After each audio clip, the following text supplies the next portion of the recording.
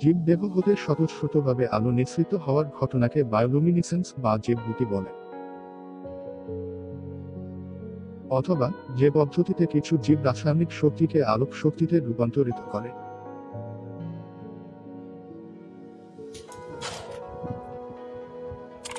স্থলজ ও জলজ উভয় প্রকার প্রাণীতে এই রকমের দ্যুতি বা আলো দেখা যায়।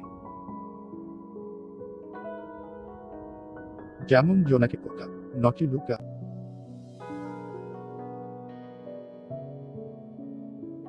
বহু শতাব্দীর পরে রবার্ট বয়েল দেখিয়েছিলেন যে কাঠ এবং গ্লুগন উভয় ক্ষেত্রেই অক্সিজেন জড়িত ছিল। 19 শতাব্দীর শেষভাগ পর্যন্ত বায়োলুমিনেসেন্স সঠিকভাবে তদন্ত করা হয়নি। ঘটনাটি প্রাণী গোষ্ঠীর মধ্যে বিশেষত সামুদ্রিক পরিবেশে বিস্তৃত হয়। জমিতে এটি ছত্রাক, ব্যাকটেরিয়া এবং পোকামাকড় সহ অমেরুদণ্ডীয় কিছু গ্রুপে দেখা যায়।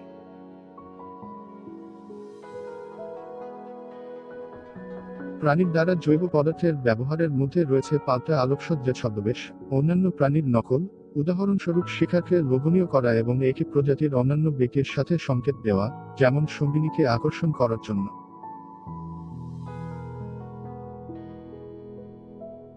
পরীক্ষাগারে লুসিফেজ ভিত্তিক সিস্টেমগুলি জেনেটিক ইঞ্জিনিয়ারিং এবং বায়োমেডিক্যাল গবেষণায় ব্যবহৃত হয়। গবেষকরা রাস্তায় এবং আলংকারিক আলোতে বায়োলুমিনেসেন্ট সিস্টেম ব্যবহারের সম্ভাবনাও তদন্ত করছেন এবং এটি বায়োলুমিনেসেন্ট উদ্ভিদ তৈরি করা হয়েছে। বায়োলুমিনেসেন্স হল এক প্রকার শীতল আলো, যা কোনো জীবন্ত জীবের দেহ থেকে রাসায়নিক বিক্রিয়ার মাধ্যমে উৎপাদিত হয়। শীতল আলো বলতে যে আলোতে 20% এরও কম তাপ উৎপন্ন হয়। 000 মিটার গভীরে পাওয়া যায়। যে সমস্ত জীব বায়োলুমিনেসেন্স তৈরিতে সক্ষম তাদেরকে বায়োলুমিনেসেন্ট জীব বলা হয়। বেশিরভাগ বায়োলুমিনেসেন্স সমুদ্রে দেখা যায়, কেননা সমুদ্রের গভীরের যেসব স্থানে আলো পৌঁছাতে পারে না সেসব স্থানে 90% এর বেশি বায়োলুমিনেসেন্ট জীব দেখা যায়। বায়োলুমিনেসেন্স তৈরি করে এমন কিছু সামুদ্রিক জীব হল ব্যাকটেরিয়া, ছত্রাক, স্কুইড, জেলিফিশ, ফারফ্লাই, গ্যাস্ট্রোপোড, ছোটবড় বিভিন্ন মাছ সহ খুব অল্প সংখ্যক হাঙ্গর। এছাড়াও স্থল বা ভূমিতেও বায়োলুমিনেন্ট জীব দেখা যায়, যেমন জোনাকি পোকা, মিলিপিড, সেন্টিপিড, নেমাটোড, রেলপথের কীট, কিছু মাশরুম এবং কেঁচো। কিন্তু মিঠা পানিতে অর্থাৎ পুকুর কিংবা নদীর পানিতে এখনো বায়োলুমিনেসেন্স লক্ষ্য করা যায়নি। সকল জীবগুলো প্রকৃতি প্রদত্ত বায়োলুমিনেসেন্স ক্ষমতার অধিকারী নাও হতে পারে। এক্ষেত্রে কিছু কিছু প্রাণী বায়োলুমিনেসেন্ট জীবগুলোর সাথে মিথজীবিতা অথবা তাদেরকে ভক্ষণের ফলে বায়োলুমিনেসেন্স প্রদর্শন করতে পারে। বায়োলুমিনেসেন্স তৈরি প্রক্রিয়া লুমিনেসেন্ট প্রতিক্রিয়াতে লুসিফেরিন এবং লুসিফেরেজ নামে দুই ধরনের রাসায়নিক পদার্থ একত্রিত হয়। প্রোটিন লুসিফেরেজ অনুঘটক হিসাবে কাজ করে, লুসিফেরিনকে বেঁধে রাখে এবং এর জারণকে সহজতর করে, যার ফলে শক্তি বা আলো উৎপন্ন হয়। বায়োলুমিনেসেন্স ব্যবহার করে বায়োলুমিনেন্ট জীবেরা শিকার ধরা, আত্মরক্ষা, যোগাযোগ করে থাকে। শিকার ধরতে অন্ধকার মহাসাগরে বায়োলুমিনেন্ট জীবগুলো হালকা আলোর ঝলকানি ব্যবহার করে শিকারকে আকৃষ্ট করে। কিছু মাছ বায়োলুমিনেসেন্সকে একটি টর্চলাইট হিসেবে ব্যবহার করে।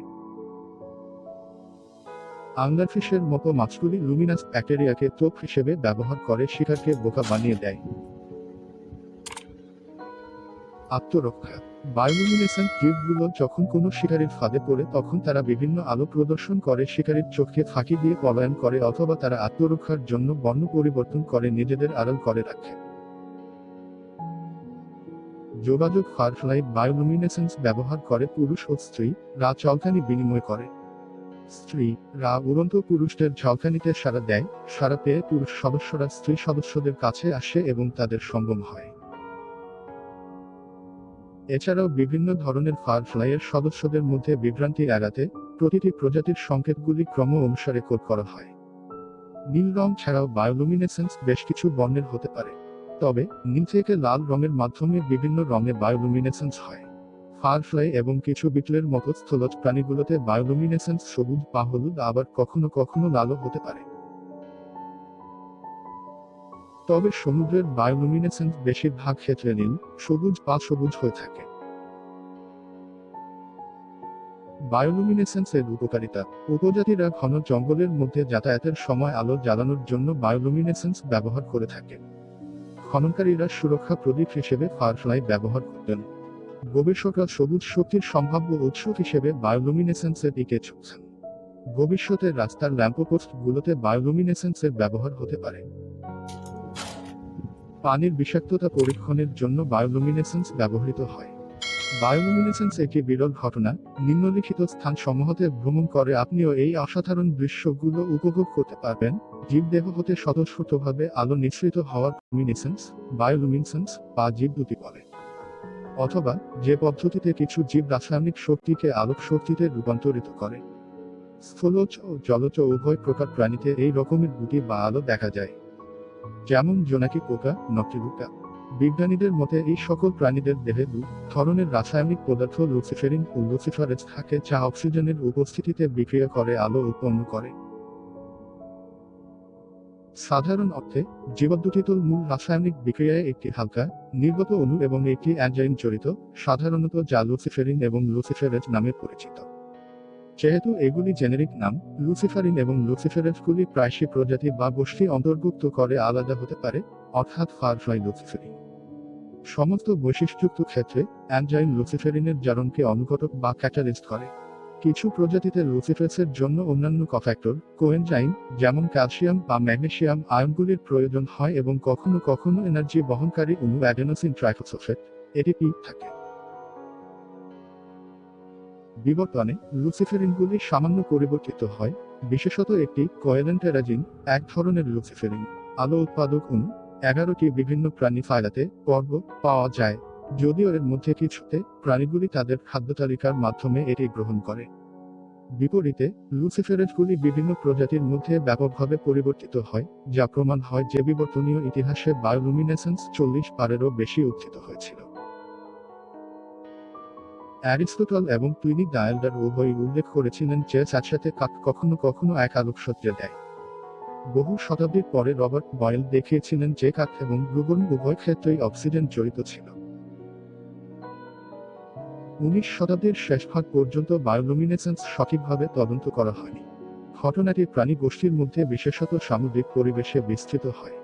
জমিতে এটি ছত্রাক, ব্যাকটেরিয়া এবং পোকামাকড় সহ অমেরুদণ্ডীয় কিছু গ্রুপে দেখা যায়।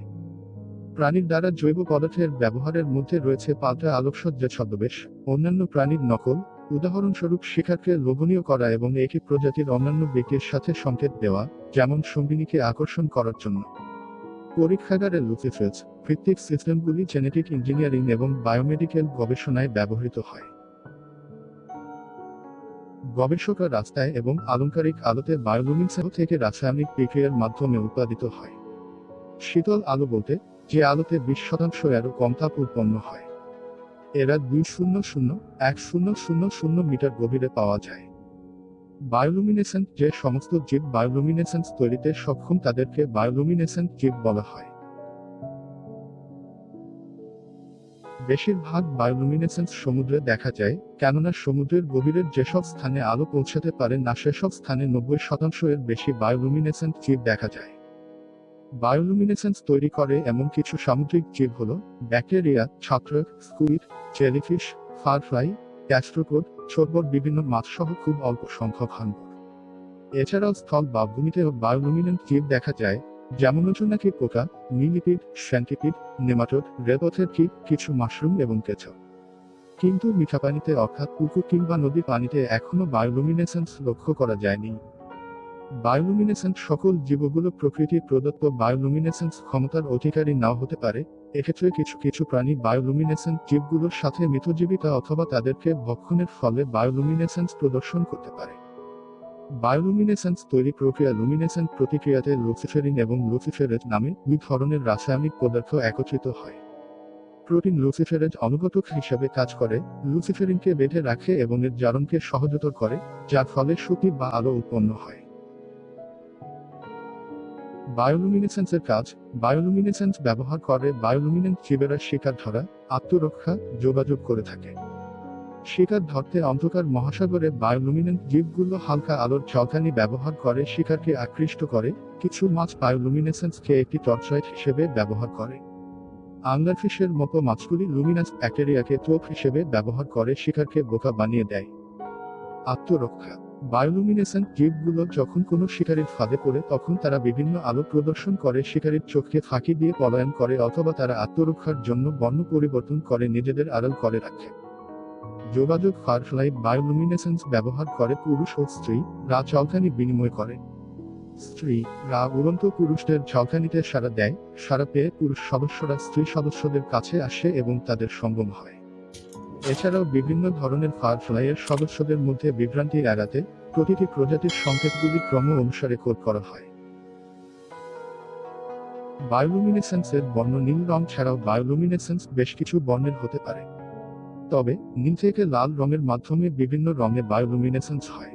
ফায়ারফ্লাই এবং কিছু বিটলের মতো স্থলজ প্রাণীগুলোতে বায়োলুমিনেসেন্স সবুজ বা হলুদ, আবার কখনো কখনো লালও হতে পারে। তবে সমুদ্রের বায়োলুমিনেসেন্স বেশিরভাগ ক্ষেত্রে নীল, সবুজ বা সবুজ হয়ে থাকে।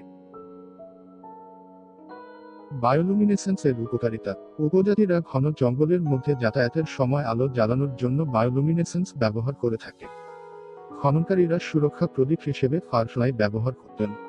গবেষকরা সবুজ শক্তির সম্ভাব্য উৎস হিসেবে বায়োলুমিনেসেন্সের দিকে ঝুঁকছেন। ভবিষ্যতে রাস্তার ল্যাম্পপোস্টগুলোতে বায়োলুমিনেসেন্সের ব্যবহার হতে পারে। পানির বিষাক্ততা পরীক্ষণের জন্য বায়োলুমিনেসেন্স ব্যবহৃত হয়। বায়োলুমিনেসেন্স একটি বিরল ঘটনা। নিম্নলিখিত স্থানসমূহতে ভ্রমণ করে আপনিও এই অসাধারণ দৃশ্যগুলো উপভোগ করতে পারবেন। Please subscribe to my channel.